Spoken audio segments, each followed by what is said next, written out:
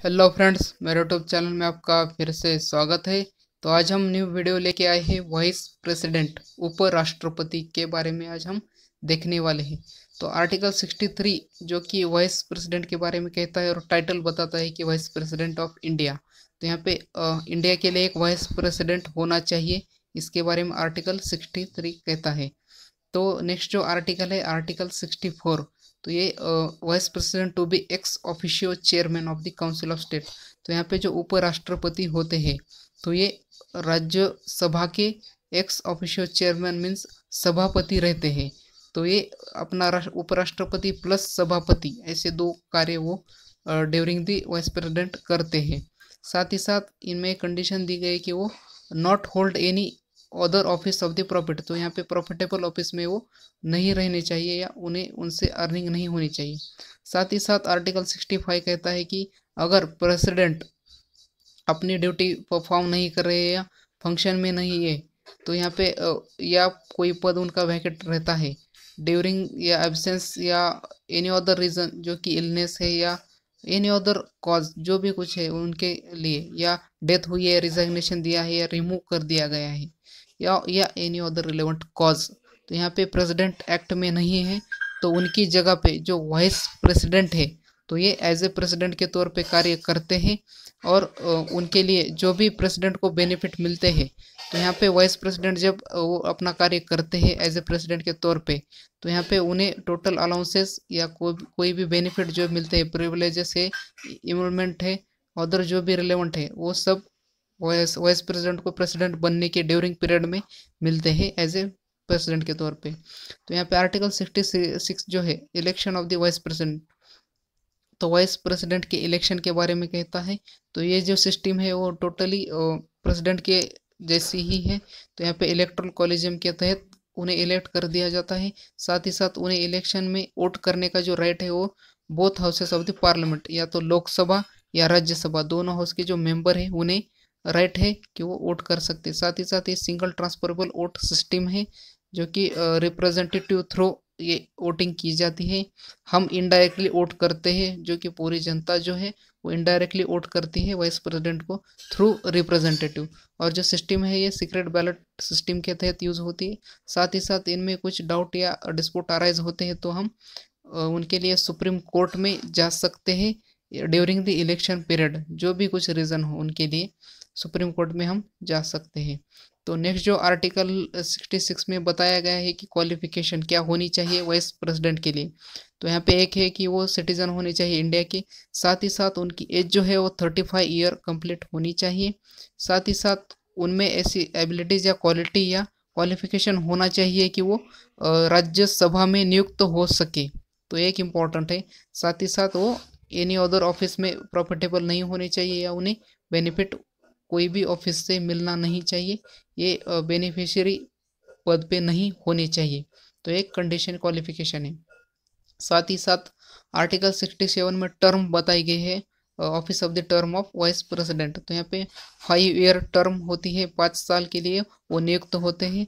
अगर वो अपने पद का त्याग देना चाहते होते हैं या रिज़ाइन देना चाहते हैं तो खुद की राइटिंग में वो रिजाइनेशन लेटर वाइस प्रेसिडेंट को देते हैं।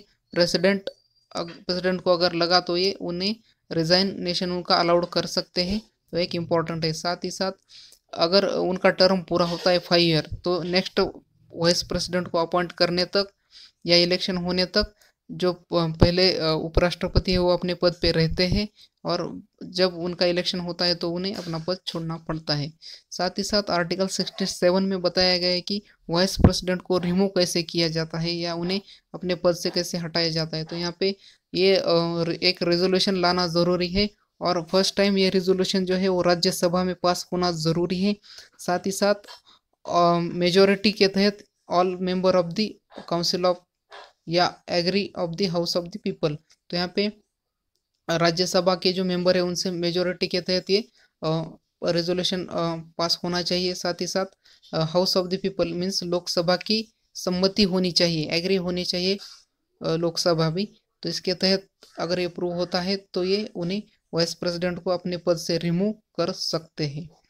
तो आर्टिकल 68 जो है वो कहता है कि अगर उनका पद, वाइस प्रेसिडेंट का अगर पद वैकेट हुआ है, कैजुअली वैकेशन हुआ है, यहाँ पे रीज़न कोई भी हो सकता है, या तो डेथ हो सकती है, या रेजिग्नेशन दिए दिए हुआ हो सकता है, या रिमूव हो कर दिया गया हो, या एनी अदर कोई भी रिलेवेंट कॉज हो, तो उन्हें हटाया दिया गया है, या वो निकाल दिया गया है, या वो खुद गए हैं, तो उस पद के वैकेंट के लिए वो विदिन 6 मंथ या लेटर देन 6 मंथ में इलेक्शन होनी चाहिए, और during date of the occurrence of the vacancy, जब जिस दिन से वैकेंसी हुई है, जिस दिन से पद वैकेंट हुआ है, उसी दिन से 6 मंथ में उनके इलेक्शन होनी चाहिए, और वाइस नए वाइस प्रेसिडेंट को नियुक्त करना ज़रूरी है।